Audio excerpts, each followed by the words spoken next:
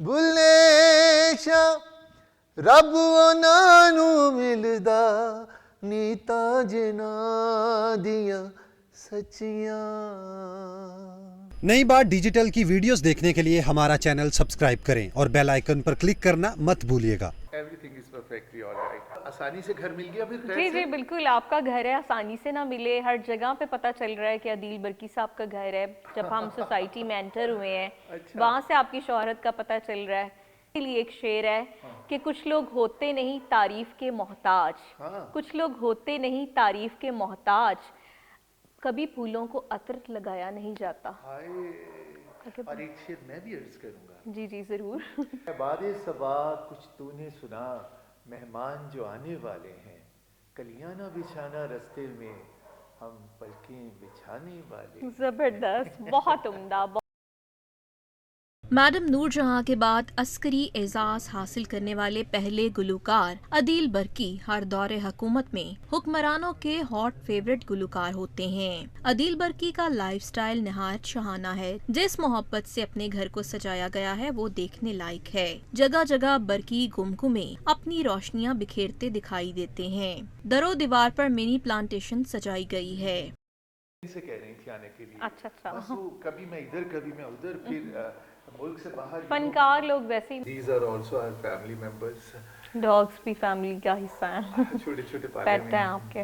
और इधर से आप देखें तो ये वो मेरे दोस्त हैं और साथी हैं जिनके साथ मैंने अपनी जिंदगी बिताई। दिस इज शीला दीक्षित जी। ये बिल्कुल मैं आपको बताती चलूँ कि ये इतने बड़े हमारे स्टार हैं जिन्होंने अपने दामन में बेशुमार एजाज़ात समेटे हुए हैं, और सबसे बढ़कर इनको एक अस्करी अवार्ड भी दिया गया है, क्योंकि जनरल मुशर्रफ का जब दौर था तो बहुत ज़्यादा हॉट फेवरेट थे अदील बर्की उनके, और वो खुसूसी तौर पर अपनी अहलिया के साथ आकर इनके गाने सुना करते। तो कुछ सुनाए ना। क्या सुनाऊं मैं?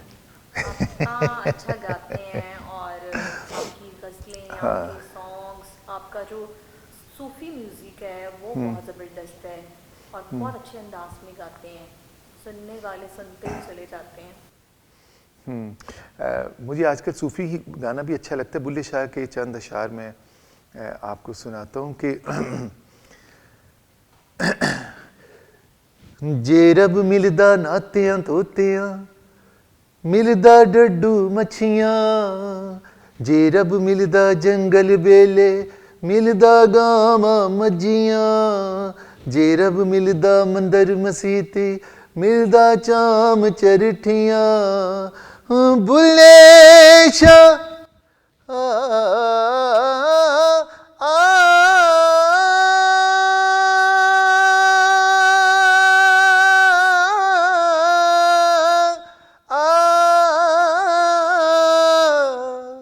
बुल्ले शाह रब ओनानू मिलदा नीता जना दिया सच्चियां।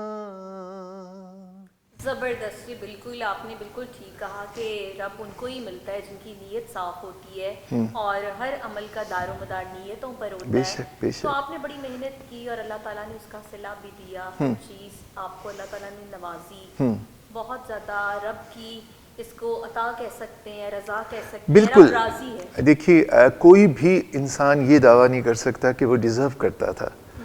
ये सच में या माँ बाप की दुआ होती है और अल्लाह ताला की रहमत होती है। ये दावा तो दुनिया का कोई इंसान नहीं कर सकता कि वो डिज़र्व करता था। ये चीज़ ना है। वसीउ अरीज रकबे पर फैला हुआ घर, शानदार दलान, फूलों पौधों की अफसाइश, पालतू कुत्ते भी पाल रखे हैं। जी, क्या कह रहे थे आप? इंडोर प्लांटेशन का भी मुझे बड़ा शौक है। अच्छा। अगरचे ये बहुत मेहनत बहुत मेहनत तलब काम है। But I love pets, plants मुझे अच्छे लगते हैं। अच्छा, हर चीज़ में प्यार मोहब्बत का एक बहुत ज़्यादा तासुर होता है। ज़िंदगी से अगर मोहब्बत प्यार निकाल दिया जाए तो शायद जीने का मकसद ख़त्म हो जाता है। यू सेड इट, इसका कोई जवाब नहीं, आपने खुद ही कह दिया। बिल्कुल ऐसे ही है। और ये जहाँ हम खड़े हैं ये बड़ा मेरा पसंदीदा स्पॉट है। अच्छा। मैं अगर टाइम मिले तो फैमिली के साथ यहाँ हम ब्रेकफास्ट करते हैं या शाम की चाय ज़बरदस्त। यहाँ पर लेते हैं। तो ये बहुत अच्छा लगता है। एक तो यहाँ से हमें दूर दूर तक का नज़ारा मिलता है। नीचे पेट्स हमारे जो होते हैं, वो मेरे जो डॉग हैं, मुझे उनका शौक है। डॉग अभी फिर भी रहे हैं, छोटे- खुले आम फिर रहे हैं। अपने घर में फिर रहे हैं। अच्छा, ये आपके साथ काफ़ी मानूस हो चुके हैं। हाँ, छोटे छोटे पाले थे तो अच्छा। जी, सही हो गया। जी। कुत्ते के बारे में कहा जाता है बड़ा वफादार है, हाँ। तो इस अदा से भी आपको इश्क है इनकी? जी, मेरा ख्याल है कि इंसान इसकी वफा ही ऐसी है कि लोग प्यार करते हैं, अदरवाइज हम इससे और तो कुछ हासिल नहीं करते। ऐसे ही चाहे है। गाय भैंस हो तो उससे तो फिर कुछ हाँ, फायदा हो बिल्कुल, जाता है। कुछ ना कुछ। तो कुत्ते से प्यार तो सिर्फ इसकी वफा की वजह से ही होता है। Where I believe. अच्छा, खुद को क्या पसंद है? गज़ल का जॉनरा पसंद है या क्लासिकल? गज़ल और सूफी अच्छा, मुझे बहुत अच्छा लगता है। तो शाम ढल रही है, तो शाम ढलती में कुछ अगर आपकी आवाज़ का जादू चले। मेरा ये ख्याल है कि अभी हमने, क्योंकि ढलती शाम से पहले पहले हमज़ा के फार्म हाउस पे भी जाना है, जहाँ हमने उसे भी टाइम देना है, तो ऐसा ना हो कि हमारे जाने से पहले अंधेरा हो जाए। ये हमें तो फिर decide हम करना है। चलते हैं फिर है ना? हमजा की तरफ, आपके फ्रेंड, क्योंकि आप दोस्तों के दोस्त हैं, तो जाहिर है जिससे आप मोहब्बत करते हैं, जो आपके दोस्त हैं, वो कितने स्पेशल हैं, तो फिर स्पेशल लोगों की जानिब बढ़ते हैं। जी बिल्कुल, अदील बरकी साहब से जो बातों का सिलसिला है वो तो जारी है। अभी हमने जाना है इनके बहुत ही ख़ास दोस्त हैं हमजा निज़ामी साहब, उनके फार्म हाउस पर।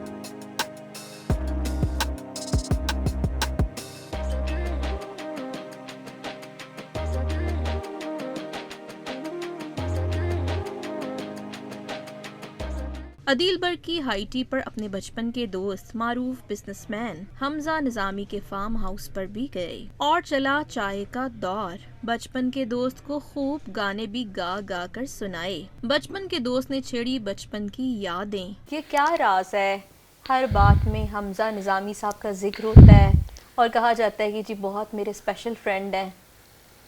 ये जी 40 साल का एक मुसाफत है, जिसमें मैंने ज़िंदगी में ये देखें आप कि 40 साल मेरे वापस नहीं आ सकते, नहीं इसके वापस आ सकते। हम लोगों ने ज़्यादा प्यार है आपस में। अल्हम्दुलिल्लाह अल्हम्दुलिल्लाह। और 40 साल में हमने एक दूसरे को बहुत सिखाया, एक दूसरे को हमने मैं ये समझता हूँ कि हमारी दोस्ती जो है ना, वो आने वाले लोगों के लिए एक मिसाल होनी चाहिए कि हमने एक दूसरे को सहूलत दी, एक दूसरे से प्यार किया, एक दूसरे के लिए आसानियाँ पैदा की और किसी के लिए तकलीफ़ पैदा नहीं की। अच्छा सर, आजकल आप दोस्ती को किस तरह से देखते हैं?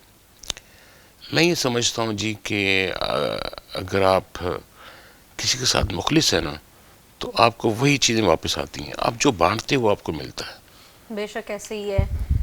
क्या कहेंगे, अदील बरकी साहब सामने ही बैठे हुए हैं, कहा जाता है कि सामने तो वो बात नहीं हो सकती, मगर ये इतने पुरवकार शख्सियत के मालिक हैं, आपके दोस्त हैं, आपके लिए भी बाइस फ़ख्र हैं, पाकिस्तान का एक बहुत बड़ा नाम है गायकी की दुनिया में।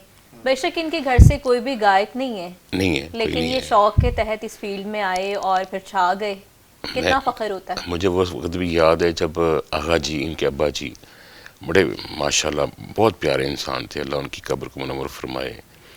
वो जब सख्ती से इनके साथ बोलते थे क्या तुम हर वक्त गाते रहते हो, तो तब भी ये गाना गाते रहते थे और छुप छुप के और बड़ी मेहनत से इन्होंने काम किया। और कॉलेज के ज़माने में कंपटीशंस में जाते थे और अवार्ड लेकर आते थे, और मैं और ये दोनों जाते थे तो अवार्ड इसको मिलता था, फील मैं करता था कि अवार्ड मुझे मिला है, because he is my friend. ज़बरदस्ती, बिल्कुल दोस्ती भी ऐसी ही होनी चाहिए। और अदील बरकी साहब के बारे में यही कहा जाता है कि यारों के यार तो हैं, मगर अपनी ज़िंदगी में पुरखुलूस लोगों को शामिल करते हैं। दांत आपके बहुत चमकदार हैं और कहा ये जाता है कि जी आपने इतने बड़े बंदे से अपने दांतों की पॉलिश कराई है। नहीं, ये थोड़ा सेंटेंस सख्त हो गया, क्योंकि आरिफ भाई देख रहे होंगे, भाभी देख रही होंगी, इतने बड़े बंदे से पॉलिश नहीं, मैं जब भी उनका शो करने, आरिफ अलवी साहब की बात करेंगे, जी सदर पाकिस्तान आरिफ अलवी साहब की बात करिए, क्योंकि वो डॉक्टर भी हैं। हाँ, डॉक्टर हैं, उनका क्लिनिक भी देखने वाला है, और उनके दादा के दौर की हैंडमेड मशीनरी रिसेप्शन के साथ रखी हुई है इतनी बड़ी। आरिफ भाई बहुत शानदार आदमी है, ये प्रेसिडेंट नहीं भी होते तो ये मुझे इतने प्यारे थे। Very humble, very full of इंसानियत, बहुत मेहमान नवाज और खुश इखलाक आदमी। तो मेरी ये जाने से पहले ही तय होता था कि मैं आ रहा हूँ तो मेरे दांतों को पॉलिश करने। तो पहले दिन तो ये मुझे क्लिनिक लेके गए, और वहाँ इनके क्लिनिक में और भी डॉक्टर्स काम करते हैं।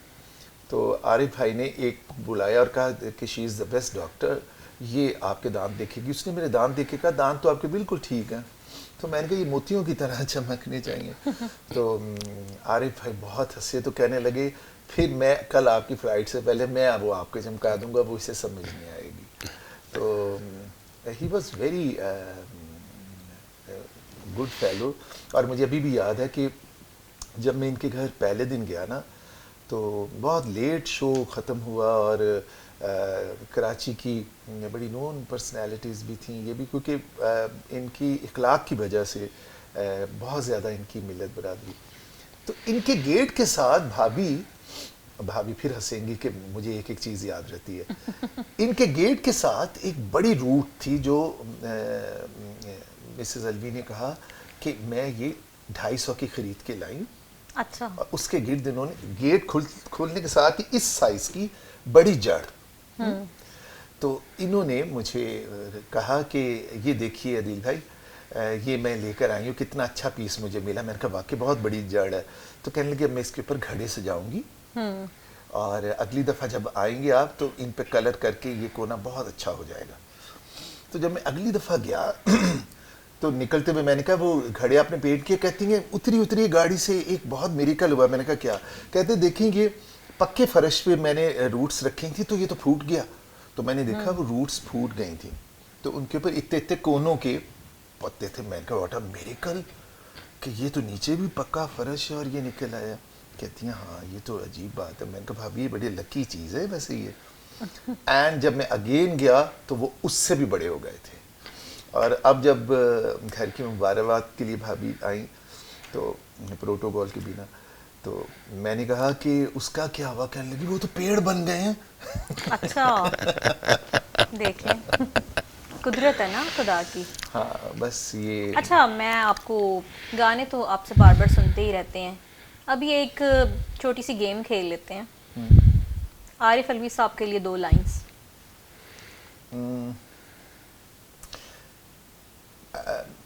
A gentleman।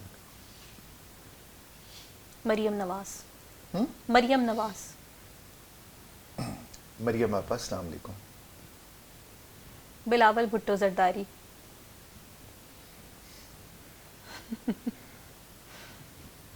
बहुत अच्छे।